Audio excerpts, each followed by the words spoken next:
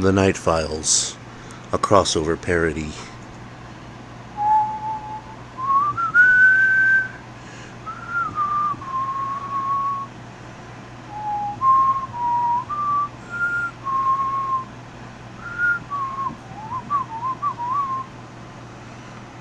"2:15 a.m.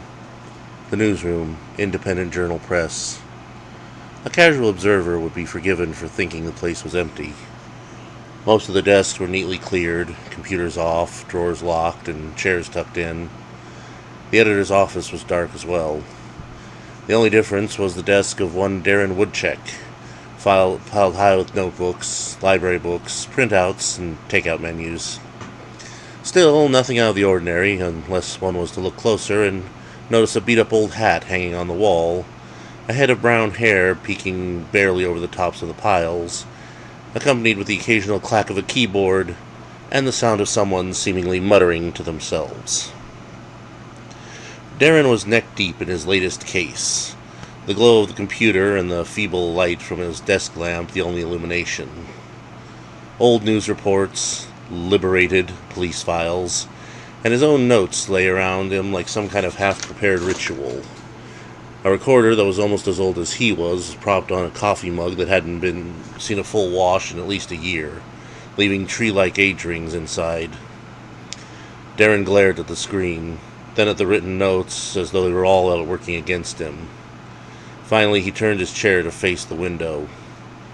Staring out into the night, he ran a hand through his unwashed hair and blew out a sigh.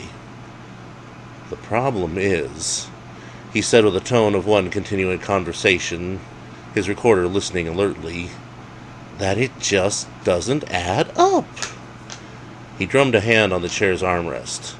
"How does a federal agent, and by all means upright and decorated member of the FBI, just vanish in the house the size of a postage stamp? And why was she there in the first place?" He spared a glance back at his screen. The email icon was blinking, which meant his editor, one Bobby Vergano, was once more politely demanding an update on his piece about the closing of Jilly's. The diner, one of the last of the independent all-night diner-style eateries, was once a favorite haunt of not only the hungry night shift crowd, but by the likes of Elvis Presley, James Dean, Clint Eastwood, and even the Governator himself at one point or another. Sadly, the combined might of fast food trucks, and the latest powerhouse, delivery apps, had sapped away the day-to-day, or night-to-night, clientele, and Jilly's position on the edge of the less affluent of California's cities, it's just a stone's throw from L.A., provided you have a really good arm and a rock with a jet engine, meant it wasn't able to draw off the hipsters that usually kept such a landmark thriving. It was the kind of story Vergano loved, full of nostalgia and heart, something to pull at people's attention without arousing their ire. A nice, safe piece. In other words, boring. Darren suspected his assignment of said piece was another attempt by his boss to tweak his nose and keep him on the straight and narrow, and thus had found himself in front of the fading eatery earlier that day. Darren chuckled softly at the thought. Sweet, naive Bobby. Well, he could have knocked out that story in an afternoon or two of writing, asking the right questions and the right scowling old coot-style ears had brought in the jackpot.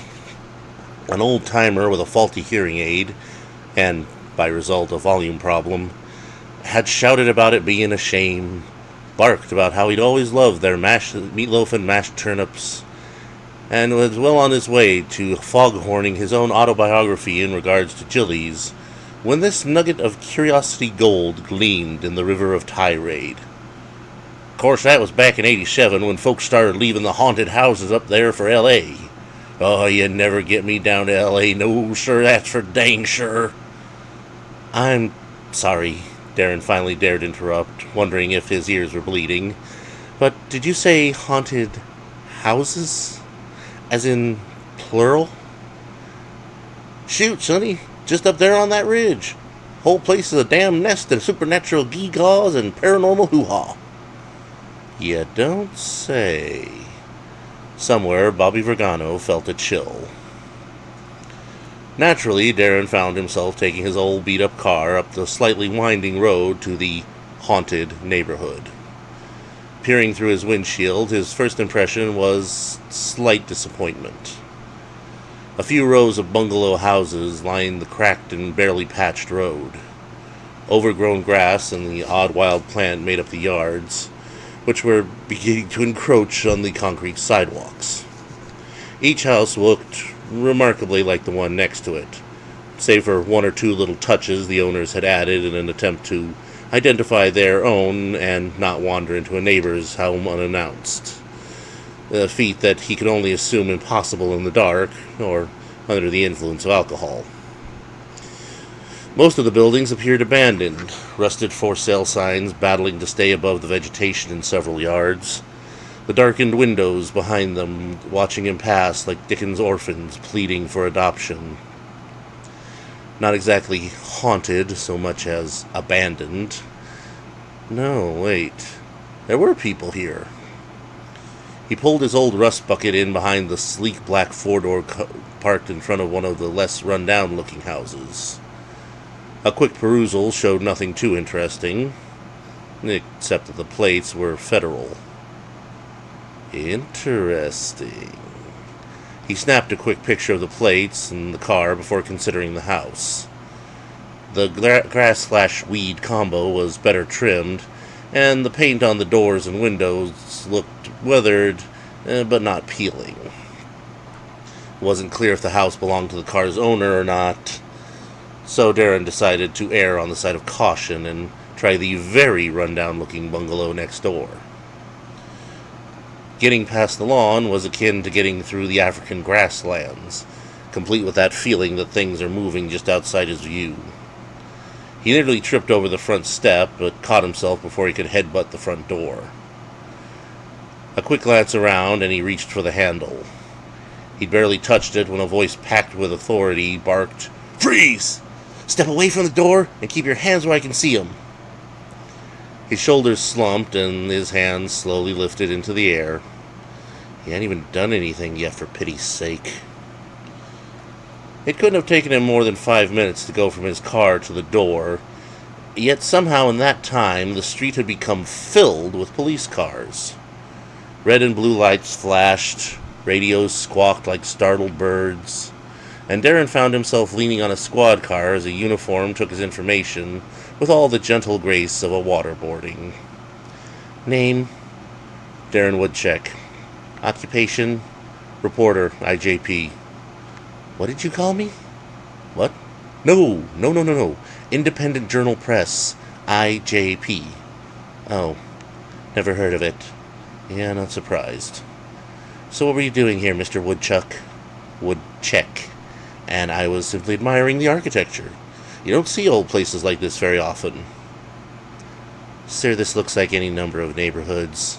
Well, sure, to the untrained eyes, but for a connoisseur. Do you know anything about that vehicle, sir? Nope, but it was here when I got here. Did you see the driver or anybody else in the area? That one was sharp. Tread lightly.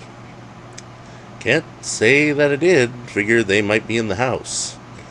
The one you were trespassing on. I saw no sign that it said I wasn't allowed, and no, the one next door with the lights on. He pointed to the other bungalow and paused. The place now looked just as bad as its neighbors. No, strike that, it looked worse. The windows were broken, some kind of rot had set in on the roof, and the front door was hanging half open. You say you saw lights. Did you see anybody moving around inside? No, what happened to it? Offhand, I'd say time and weather, Mr. Woodchuck. He didn't bother correcting her this time. Something funny was going on. Okay, Mr. Woodchuck, I'm going to let you off with a warning tonight, if only because we've got more important things to look into. Something involving federal agents? He raised an eyebrow and clicked on his recorder. Might I ask? No. Her face went stone hard in a heartbeat. You may not. You have a nice evening, Mr. Woodchuck. Would you like an escort to your vehicle? Well, that was a clear enough get the hell out even for the likes of him. Gathering his hat and adjusting his suit, he hurried to the rust bucket. Pulling out from the neighborhood and then off to the side of the road, he lifted the recorder. 3:34 p.m. Have just been politely asked to leave the area by the local police department. After an accusation of trespassing and quite a few odd questions, both to me and now by me. Why was that Fed car already there? Where's the driver if they're looking for him? And how did that house go from vaguely welcoming to call in a wrecking ball in the time it took me to get burrs in my socks? I think it's time to give the library card a workout and see what the reference books say on this area. Maybe take a dip on the internet and see what the gossip mongers online say about... He paused to check the sign. Gable Heights. Meanwhile, 3:45 p.m., Pennsylvania Avenue, in a dark, often forgotten section of offices rarely visited by anyone of note. The casual passerby would be forgiven for imagining this office block abandoned. The windows were mostly shaded, the brass on the door and handrails tarnished to dullness even in the brightest days. Still, the power was on, the restrooms flushed, and the snack and drink machines in the hall hummed quietly to themselves, waiting for their daily usage. The best-lit office of the bunch, not a difficult contest to win, was as out of the way and quietly ignored as one could achieve without forcing its occupant to share space with a boiler. Stenciled on the glass, half hidden by a multitude of crude sketches and falling post-it notes, was a name, Wolf Lulder, and a title, FBI Special Agent. The man seen seated in the desk behind the door was, for all appearances, not all that remarkable. A thorough look through the office would be for the first hints of a highly intelligent investigator, with a keen eye for details. The sheer amount of materials, from shelves of reference manuals and history texts to the filing cabinets packed full of data, showed a researcher of unparalleled talent. One might also notice things are a bit odd about the decorations. Posters of various solar bodies, forested areas, and cityscapes mixed with pictures of unidentified flying objects, cryptids, and other oddities. One poster seems damaged, leaving only "The Truth Is" above a ragged tear. The environment matches the occupant. Don't try to guess what's true by what you see. The middle-aged man with the short brown hair, a permanent squint, and a soft, almost soothing way of speaking underlies a sharp mind and a constant hunt for the most elusive prey, the truth. Sadly, that unrelenting hunt is in large part why he's situated in the office equivalent of the table by the restroom. More to the point, an unwillingness to bend, redact, or cover up the truth when he's found it.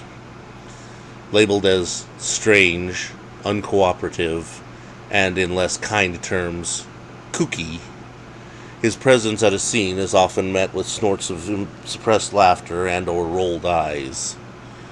Few take him with any kind of seriousness, and even fewer would agree to work with him.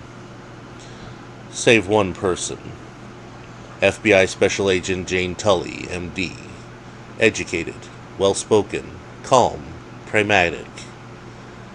For Wolf Lulder, she is a pool of reason and calm in the torrents of unknown and unexplained. She's also, unbeknownst to him, a very special assignment. She's there to try and steer him closer to the acceptable truth, rather than the scarier, less controllable truth, capital T. Problem is, the longer she spends with Lulder, the harder it becomes for her to hold on to that own skeptical, acceptable view of the world.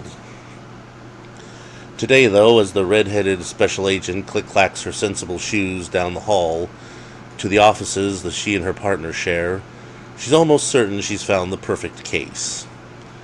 The disappearance of an FBI agent in the midst of an investigation into possible cult activity. It had just enough mystery to intrigue Lulder, with all sorts of nice, reasonable, if disturbing, answers, probably involving whatever strange cult the agent had stumbled upon.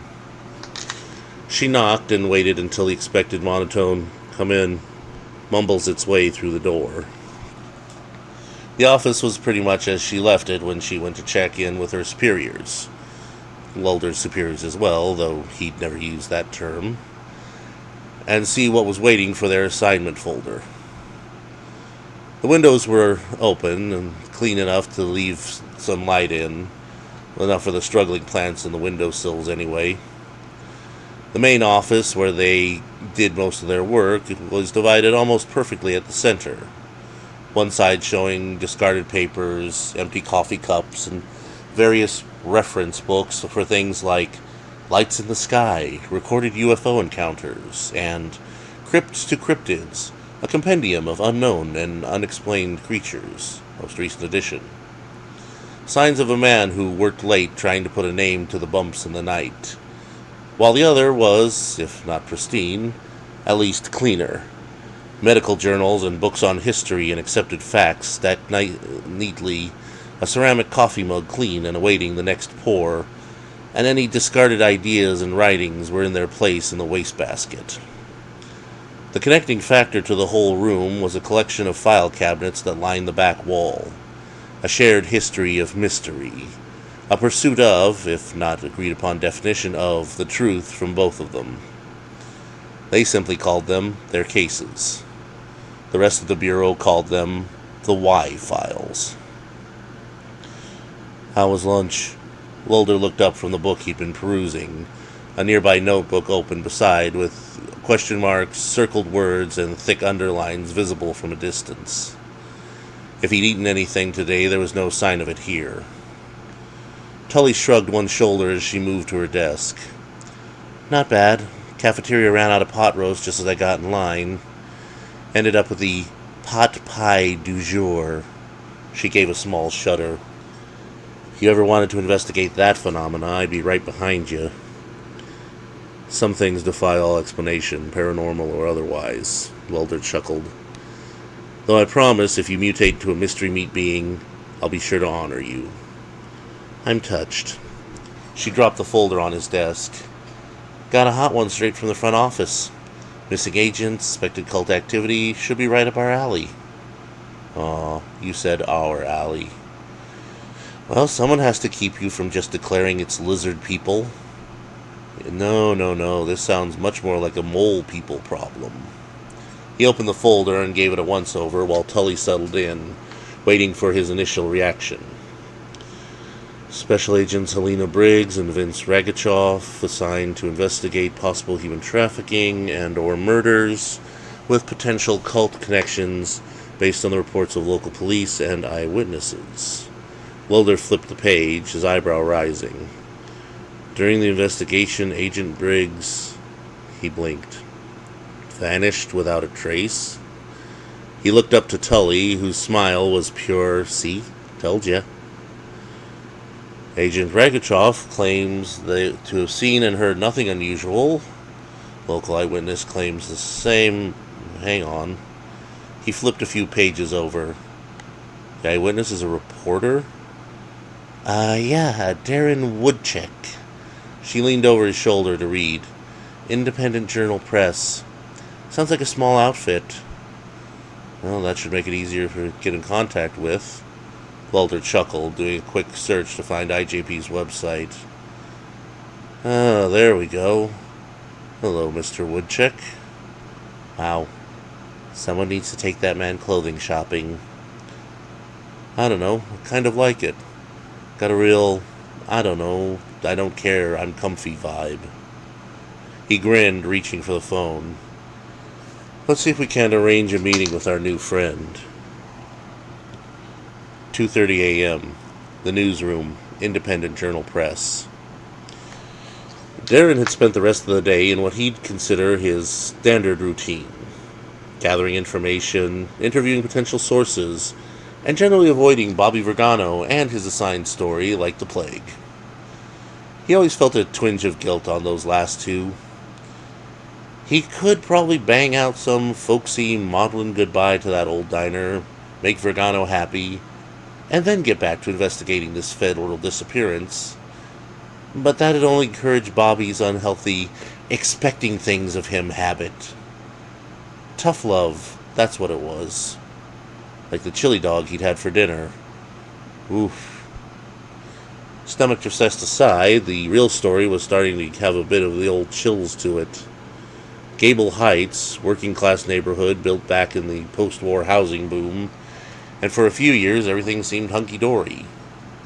Then, sometime in the late 80s, the whole neighborhood became the site of what some claim as one of the most active hotspots ever recorded. People heard voices and footsteps in their homes, figures in their yards that vanished when they turned on lights. Empty houses would be reported with lights, voices, yelling, music, even screams. There were even a few reports of people, and he had to reread this part several times, teleporting. According to their reports, they'd open their front door, or their broom closet, or their basement, step through, and end up 3 houses away, or on the next block, or 3 blocks over. The culmination of all this seems to have been a big party at, surprise, surprise, the very house the federal agent had vanished into earlier. Apparently, during some kid's birthday bash, the whole house, quote, became a cacophony of sound, with music from several eras playing at once, voices speaking over each other. Furthermore, the lights were said to strobe, revealing a horde of shadowy figures wailing and flailing like damned souls. Darren snorted. "Happy 7th, Timmy." He shook his head. Poor kid. There was, now that he thought of it, a connection between Jilly's fading glory and the hotspot. Those initial years probably fueled the eatery, workers stopping in for coffee and donuts, kids stopping in for lunch, the family grabbing dinner when mommy needed a break. When this place lit up, the bleed-off of residents would have meant the first big bite out of the restaurant's profits. Guess I owe Bobby an apology. The story wasn't a waste of time. He sighed. The problem. Nobody could really figure out why the hauntings had begun so suddenly in such a large area, all at once. There weren't any recorded murders in the neighborhood or accidental deaths, fire, gas leak, etc. So then why? He just found a reference to something called Gallant Gables when the door to the office opened and 2 suits walked in. Uh-oh. 2:25 a.m. The stairwell, Independent Journal Press. So, you're actually a fan of Mr. Woodchuck's work, but not the stuff that's printed. Tully stuck to her partner's side as they eased their way up the stairs. A full day of phone calls, first to the increasingly aggravated-sounding editor, Robbie Vergano, who had assured them that Mr. Woodchuck would call them back any time now, before finally giving them the man's cell phone number. Direct calls had gone to voicemail until finally they decided that if Mr. Woodchuck wouldn't come to them, they would just have to drop in for a visit. Lulder nodded. Mostly his stuff on the wire, the stuff they usually refuse to print. The truth. Tully sighed as they approached the office door of IJP, a dim glow within confirming that someone was burning the midnight oil. Lord help me, there's 2 of them now. The impression only grew stronger when they finally spotted Woodchuck at his desk, barricaded behind a pile of books on the supernatural, what looked like case files. She'd better badge they were law enforcement and not his, just by the way he slid them into a drawer. And if she hadn't known better, and if he'd been better dressed, she'd have sworn that he was Lulder's older brother. Mr. Woodchuck, I presume? She started before they'd even reached the desk. I'm, not comfortable answering that yet, Miss Special Agent Tully. This is my partner, Special Agent Lulder, FBI. He'd been halfway across the desk to shake hands when those 3 letters landed. And suddenly he was easing back as if one of them might bite. Or maybe latch a handcuff. Ah. Aha. Okay. And what, pray, brings two members of the noble Federal Bureau of Investigations to my humble desk? His eyes tracked the two of them with an analytic grace that would have made him a great special agent, and probably made him a menace to anybody trying to hide something. Mr. Woodchuck, we'd like to speak with you regarding your eyewitness account of the special agent's disappearance earlier today. She pulled a chair over from a nearby desk, noting the decorations, mostly floral, pictures of cats, children, and an older gentleman. Hey, careful, that's Miss Molly's chair. The reporter didn't quite bark, but there was a definite protective flair. The care for his coworker was slightly charming. The next half hour of verbal dancing was not. Every question she raised was met with a question of his own, and where hers were gentle probes seeking leads, his were saws hacking their way to the bone of the story, all while Agent Lulder seemed to be perusing the man's library. Read it, the author's a hack, read it. Just when it felt like they were going to be stuck in this standoff for the rest of the night, Lulder straightened, tossed a small book with a stylized specter on the cover back on the pile, and gave her her second headache of the evening, Woodchuck having been in the first. So, why don't we just go there and see what happened? Tully's glare was matched in intensity by Woodchuck's grin. Oh, you, I like. 4:03 a.m., the winding road up to Gable Heights. Woodchuck's grin had been left behind at the office, along with his car. He'd only managed to bring his camera, recorder, and notebook by refusing to promise to let them review the story before it hit the wire. He was, according to Agent Tully of the FBI, a witness, nothing more, nothing less. Well, they'd just have to see about that, wouldn't they? Gable Heights looked very much like it had on his first visit. Old, cold, and overgrown. Yet somehow the addition of leftover police tape and the knowledge of what had allegedly occurred gave the whole place a new layer of unease. Freshly dug dirt in an old graveyard, you might say. The SUV pulled to a stop behind a similar black vehicle. A very familiar one, in fact. Guys didn't even bother towing that thing? We didn't have to. Lulder's brows scrunched a bit. Agent Briggs's partner, Agent Ragachoff, drove it away yesterday. Ah. Well, I hope he's in the driver's seat today, because if that thing came back on its own... Woodchuck trailed off as Tully gave him a flat, don't even go there look.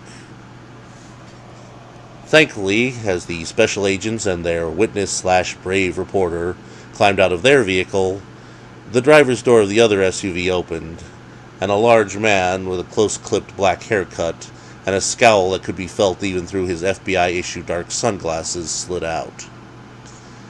He was a little shorter than Lulder, almost the same height as Tully, but had the kind of build that made him wider than either, or possibly both put together.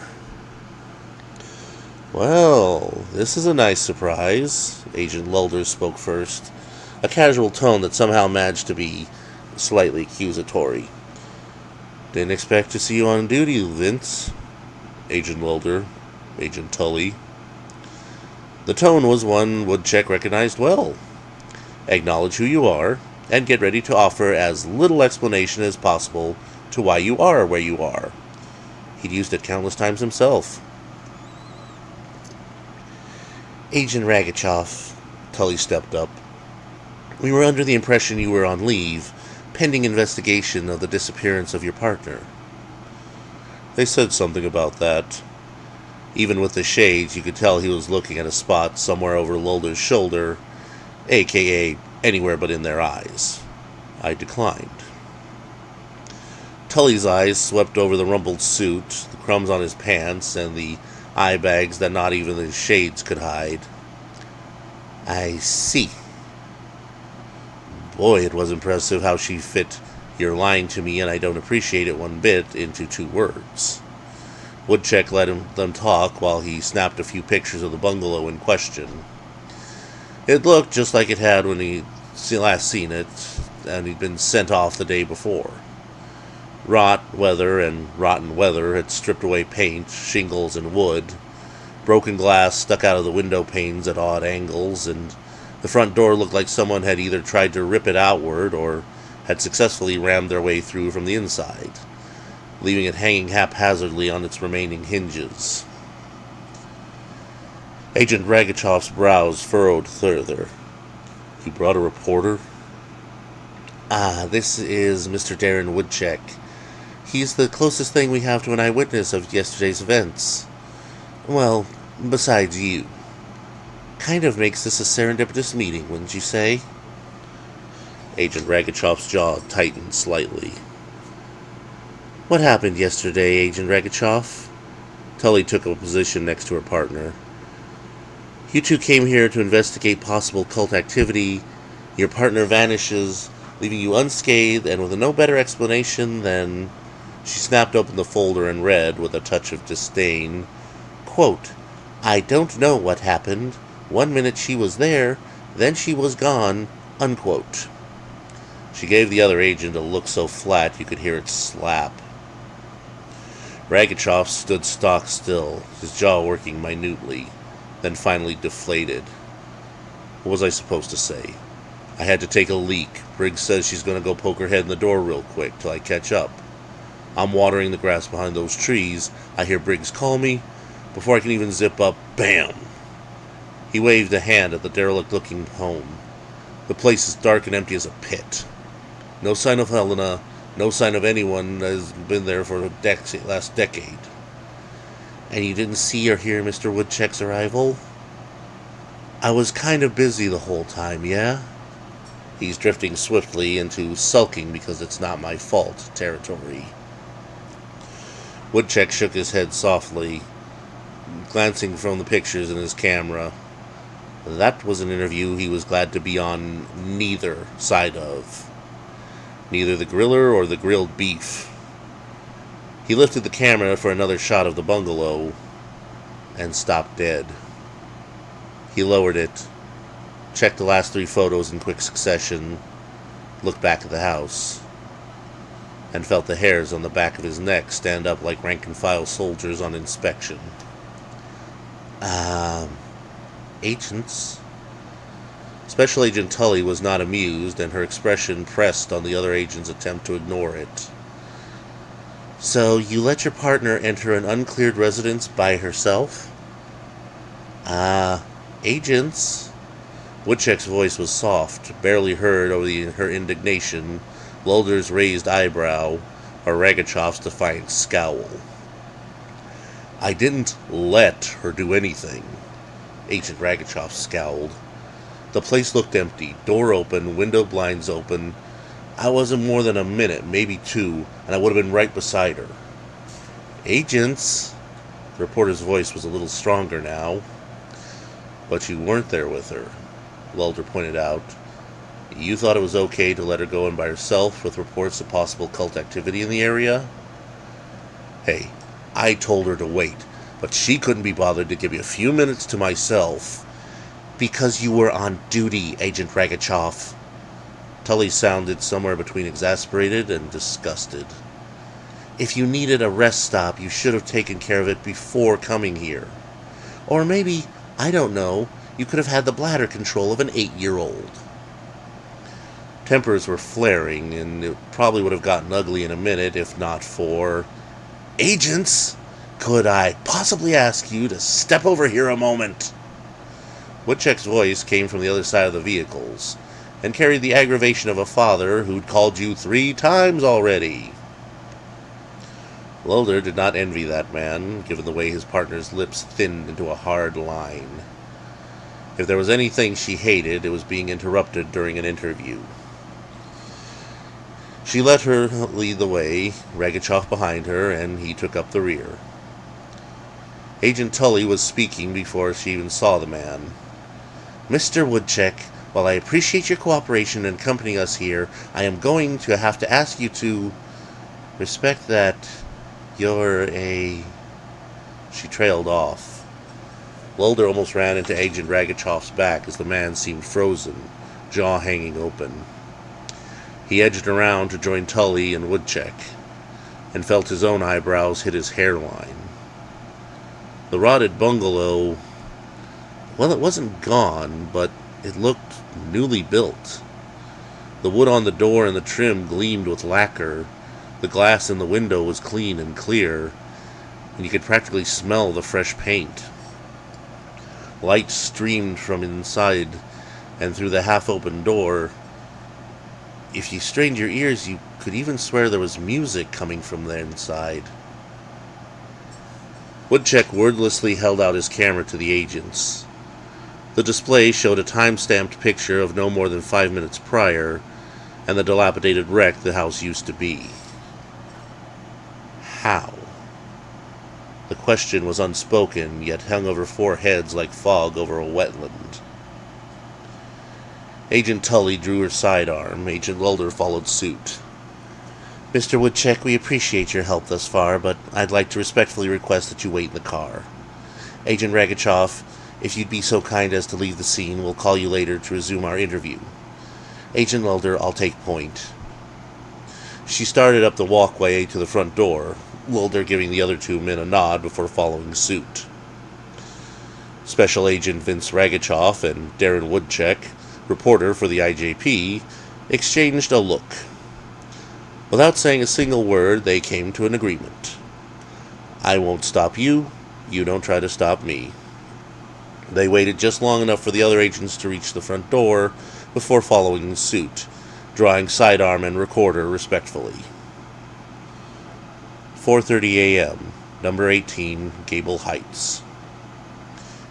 Agents Lulder and Tully entered the building slowly, clearing the entryway before stepping past the threshold. It looked more or less like they'd expected. Hallway. Right leads to a living room, left leads to the kitchen. Further down, bedrooms, closets, basement door, etc. Tully had just started into the living room when a sound behind them whipped the pair around, guns raised. Woodchuck held his hands up. "I swear, the recorder's not loaded." Tully gave a sigh that came out like a growl.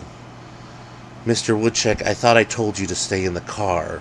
"No, you suggested I stay in the car. I elected to come inside." "Agent Ragachoff?" "Respectfully, ma'am, my partner disappeared in this dump. If you two are looking for her, I'm coming with." The way he gripped his sidearm said he wasn't there for a discussion on the subject. Tully glanced at Lulder, who gave a shrug without turning around. "Can't hurt to have a few more pairs of eyes?" "Sure," she sighed. "I mean, we've got such a massive building to search.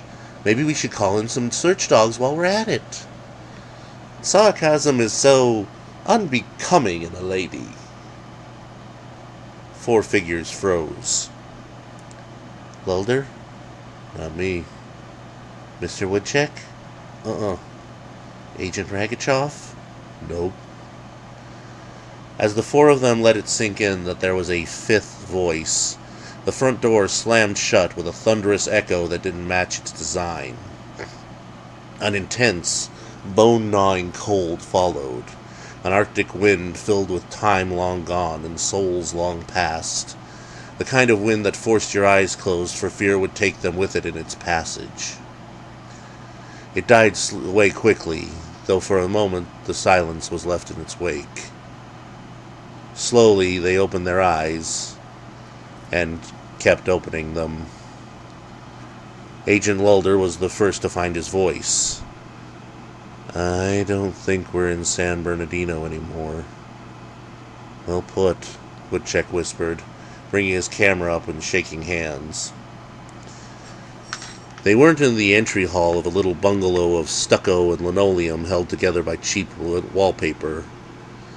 Now they stood in the gleaming stone floors — Woodchuck would eat his hat if those weren't polished marble — of a grand entry hall, and it earned the capital letters.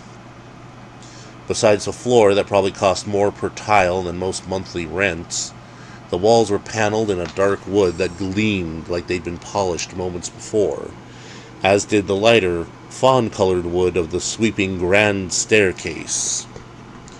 Portraits with vague, misty faces hung on the walls above the panels, just oozing old-world wealth from every brushstroke. The front door was now 2 doors, as polished as the rest of the room, to the point that the door handles looked more like gold than brass. You could have fit that entire bungalow in this one hall, and the heavy wooden doors in the walls spoke of rooms beyond, complete with the odd rumble of what sounded like countless voices speaking in inside party voices. It was amazing. Woodchuck breathed, snapping picture after picture. Astounding, Mulder chuckled. Unbelievable, Ragachoff muttered. Gorgeous, Tully finally managed. Oh, you're all far too kind. The voice behind them whipped them all to the staircase, and the man standing at the top. He looked to be approximately 40 years old, silver streaking the temples and peppering his beard, all of which were slicked down with the sheen of the hardwoods around him. His suit was immaculate, so nice it was making all of them feel very underdressed. Everything about him that wasn't cloth seemed to shine, from his cane to his shoes to his far too white teeth and that gleaming blues in his eyes. It's just my humble abode, a place to lounge, have a treat, a snifter or two, and enjoy some fine, fine company. He spread his arms wide, holding the cane in one hand like he was going to lead a marching band. He swept down the stairs and proceeded to shake each man's hand in turn, bringing Tully's up to kiss in the back of her hand like a fashion that would have seemed affected to literally anyone else.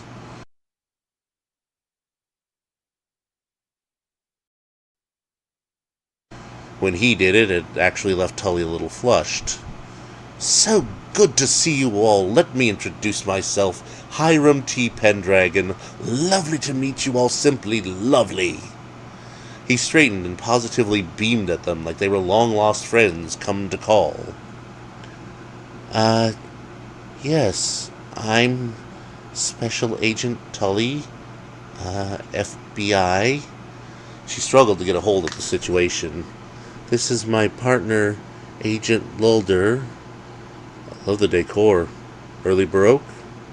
Oh, it might be. It was Mama's idea. She loves the old styles. My visions are more in the East Wing and the conservatory, a bit more modern, more color, more pop.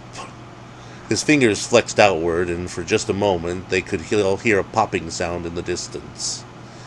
But you know, I must keep the parents happy.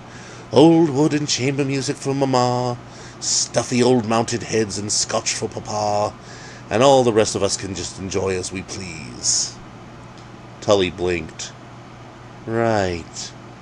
This is Darren Woodchuck, reporter for the IJP. You wouldn't mind answering a few questions?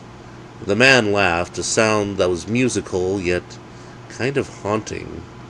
Oh dear, reporters are desperate to see who's who, and who's with who, and who's not with who. Aren't you? Sorry, dear boy. You'll get your camera back at the end. Get it back at... Hey! Woodchuck suddenly realized his bag was suspiciously light, now devoid of recorder, camera, and even notebook. Oh, do calm down. I have no desire to steal from you. Now, who's our last mystery guest? He grinned broadly. Special Agent Ragachoff? The man wheezed, apparently not taking this all as well as the others. There was a woman, another agent, here before. Oh, is she with you? Pendragon gave a delighted clap. I was afraid the poor dear would be hiding in that closet for the rest of her life. Afraid it's not attached to the outside, you know. Blasted inconvenient. Come along, let's go and find your lady fair. Spinning on his heels, Pendragon started across the floor toward the eastern doorway. The giant wooden door seemed to swing open before he even touched it, and they found themselves... Mr. Pendragon, if I might ask... Yes, Mr. Mulder, ask away. Curiosity is a blessing after all.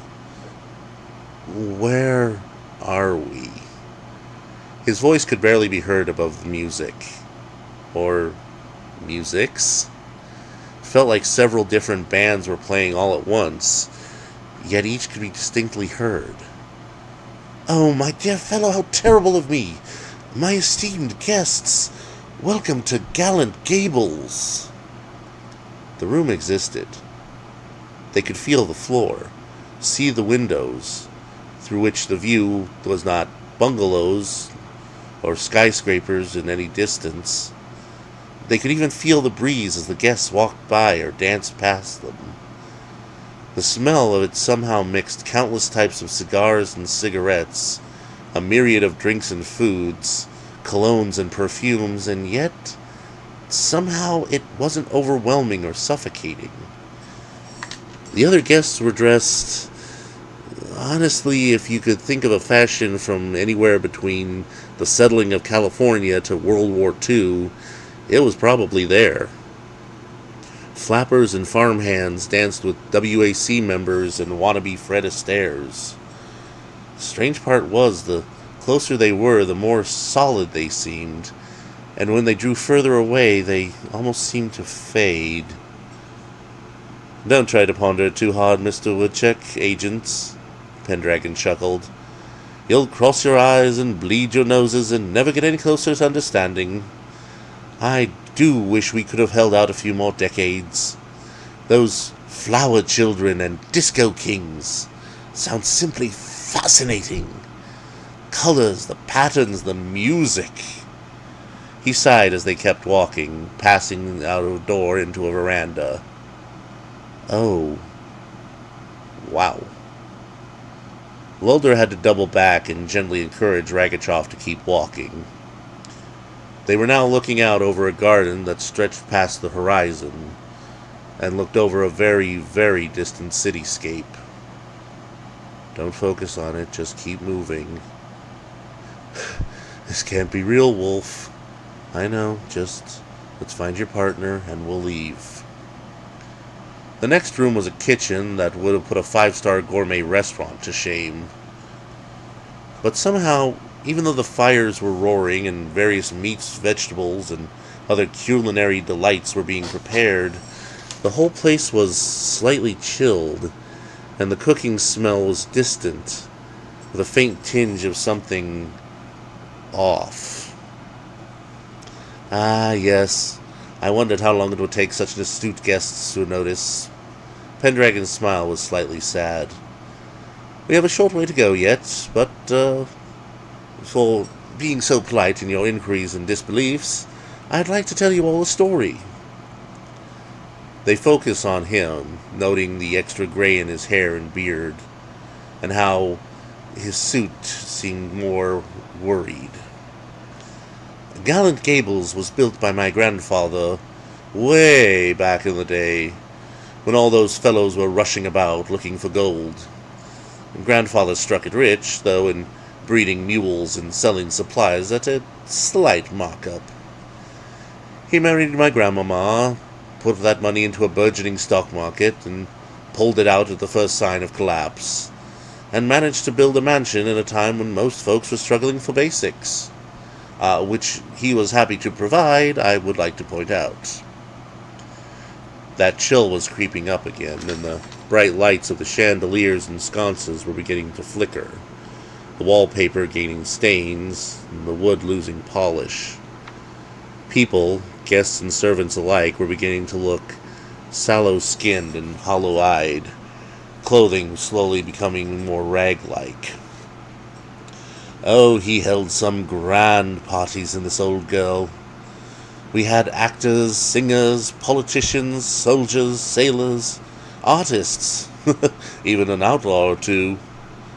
He coughed softly. As you can imagine, we had our share of incidents. You may have heard of the disappearance of Melodia Raines, the famous singer? Quite the scandal in the day. Here one moment, laughing, singing, flirting, and then gone. I still catch glimpses of her from time to time. Well, most of her, at least. He sighed. Still, time and tide, eh? They come and go, and give little regard to who or what they take with them. His walking stick snapped out and gently pressed on Lulder's shoulder, stopping him from reaching for a large glass door. No, old bean, you don't want to go out there. Mummy hosts her little garden parties, and, well, about this time things will be getting a bit overgrown. Lulder looked up along the cane and was shocked to see the hand holding it was withered, spotted with age. The face attached to the arm was still genially smiling, but the eyes were sunken, the skin taut. The heavy, sweet smell was getting stronger. "This way, please, this way. Mr. Pendragon." "Call me Hiram. What can I do for you, dear man?" "I can't help but notice you and your guests are looking a bit peaked." The man chuckled ruefully. "Ah, you've noticed." A sigh heaved from the weight of a boulder. "I fear, if I might quote the great Dickens, my time upon this earth is very short." He moved swiftly for a man who seemed to be falling into his 90s, or older. "I suppose if this was some grand tale, I'd be giving you the dark, unholy reason that the Gables' continued existence. Alas, I fear I must disappoint."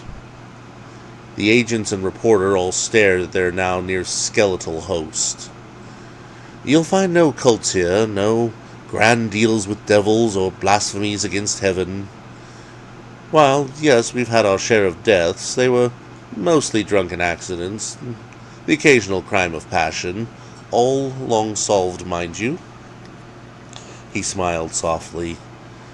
"Papa passed of the heart attack in his study, grousing from some politician or another. Years later, Mother went to her well-earned rest.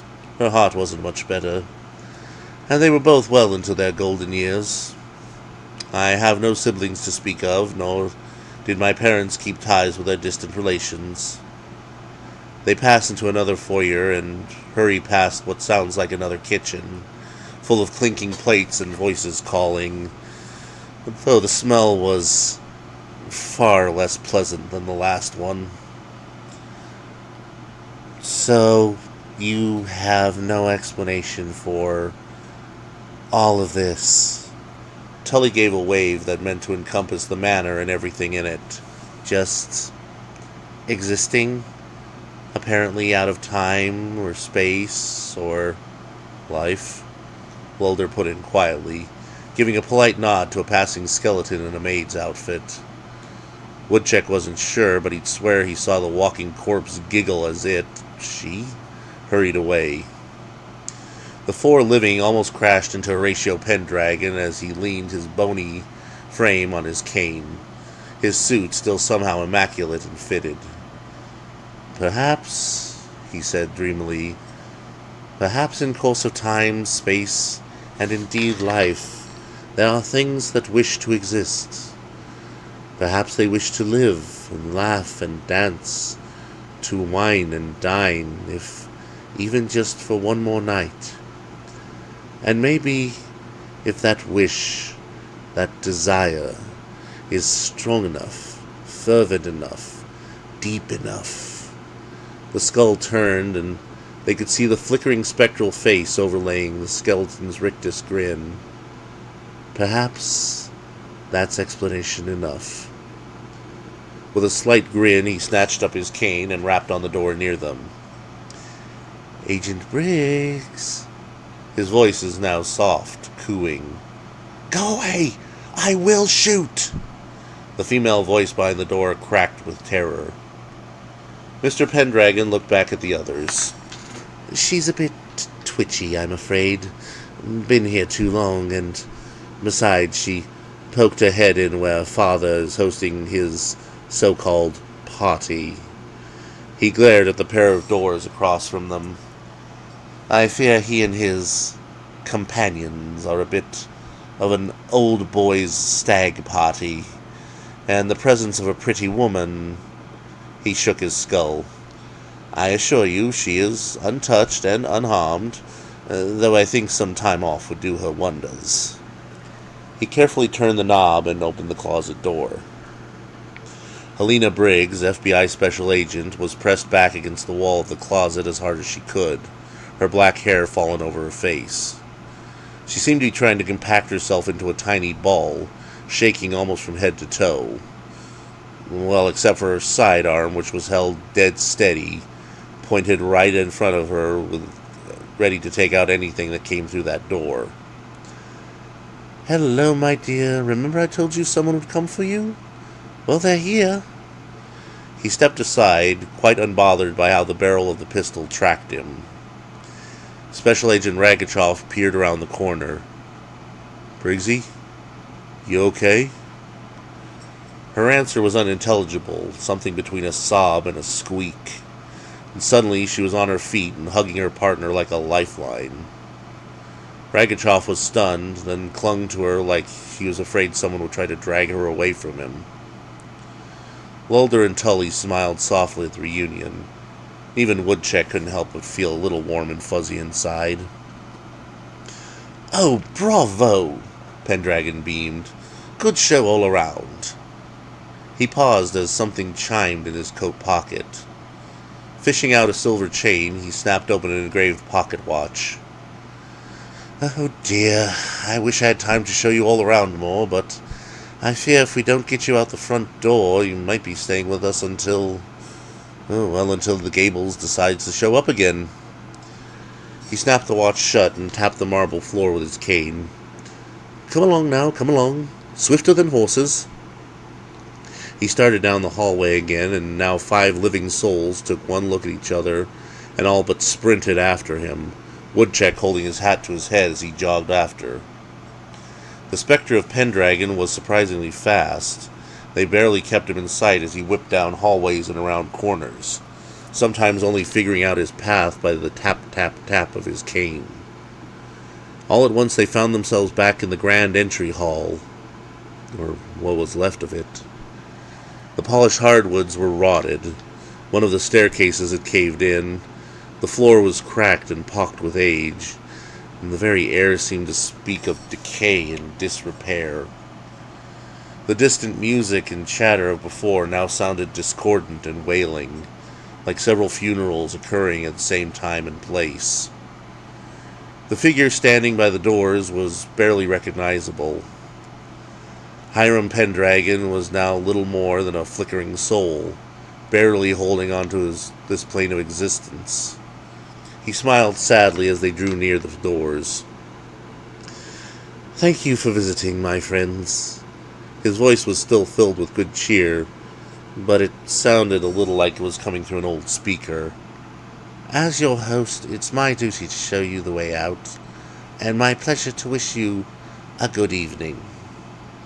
He bowed, and the ancient doors moaned open slowly, the light and wind from outside feeling like a howling typhoon to senses that had become used to the oddly tomb-like interior. Agents Briggs and Ragachoff raced out the doors like their lives depended on it. Agent Tully looked at their host and shook her head. "I have no idea how I'm going to explain this to Washington." "Oh, my dear, I'm sure you'll think of something." He kissed the back of her hand, and she vanished out the doors.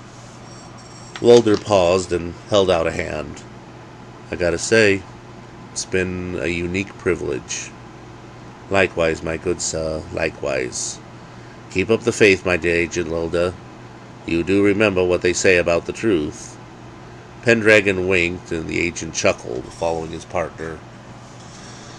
Finally, Darren Woodchuck came to the door and found the specter looking oddly sad. "It has been a wonderful thing to get to know you, Mr. Woodchuck, and I am only sorry for how disappointed you shall be." "I beg your pardon?" The spirit smiled sadly. "As I said before, though your gear has returned to you, you will find your pictures no more than blurs, your recordings little more than hisses and shrieks, and I dare say your notes will even read like the ramblings of a madman." Well, at least with that last one will prove to Vergano that it's my writing. He gave a crooked grin as Pendragon barked a laugh. Mr. Woodchuck, you are an absolute pleasure. He clapped the man on the shoulder, sending a cold chill through the reporter's whole frame. Perhaps you'll get something out of this after all. Well, they say experience is its own reward. I don't know who they are, but they are filthy liars. The two grin, and the specter reaches up to adjust the other man's hat. Off you go. Bring the light to the darkness and the truth to the masses, Mr. Woodchuck. Darren tipped a salute and stepped into the light.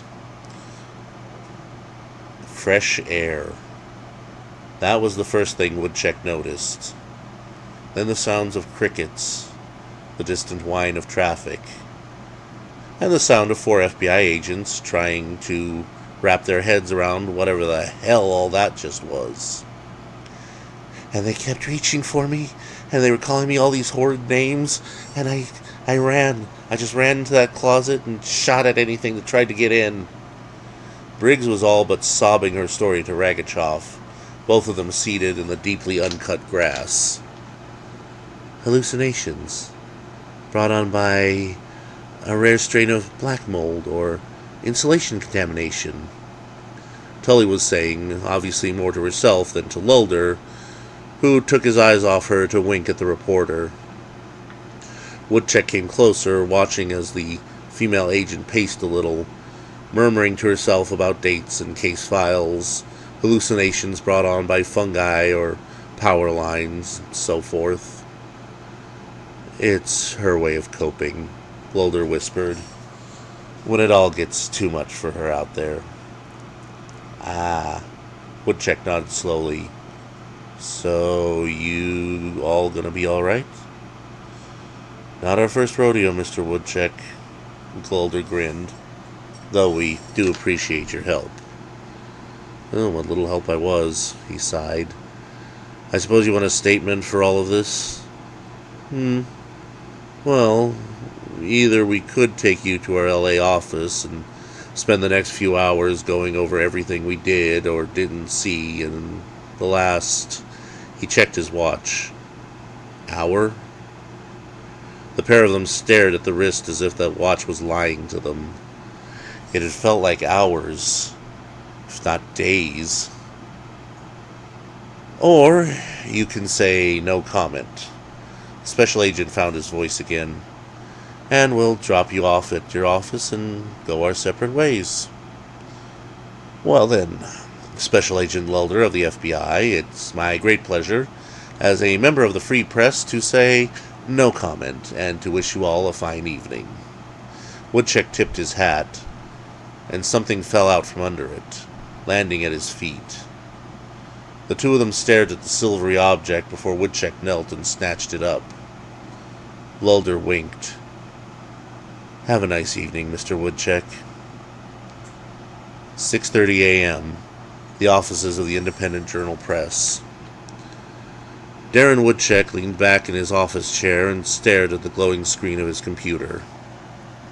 Somewhere in the office, a printer quietly grumbled to itself as it printed out 2 separate stories. The closing of Jilly's Diner, and the abduction of Special Agent Helena Briggs and haunting of Gable Heights, both by the ghost of gallant Gables itself. He was no fool. In half an hour's time, Bobby Vergano would be reading both of them. He'd storm out, past Overtight's desk, past Miss Molly's, to stand in front of Woodchuck and demand an explanation. One that, frankly, Darren couldn't provide. Because, as the ghost of Hiram Pendragon had warned, none of the pictures he'd taken had come out as anything more than blobs of light and shadow. His trusty recorder had a few minutes of FBI agents discussing the beginning and ending of the case, and over an hour of static. His written notes, well, they have everything he'd written down, which, for Vergano, might as well have been the ramblings of a madman. Darren sighed and rubbed his eyes. He reached out and picked up his recorder, fresh tape in place, and hit the button. I'd be tempted at this point to believe this was all a hallucination, as Agent Tully has no doubt described in her report, or perhaps a dream or mental breakdown, which I'm sure the Bureau will suggest for Agents Briggs and Ragachoff. But sadly, or perhaps happily, some of us have been given something more. Nothing large or impressive, not anything that will change the minds of those determined not to listen or refuse to believe, but in its own small way, it reminds those of us with open minds that somewhere out there, moving through the world like some kind of night stalker, is the truth. The recorder clicked off, and Darren lifted the object that had fallen foul from under his hat. A thin silvery chain ran from the clip on one end to the handle on the other. He ran a thumb slowly across the softly ticking pocket watch, tracing the almost faded engraving, Hiram T. Pendragon. The Night Files.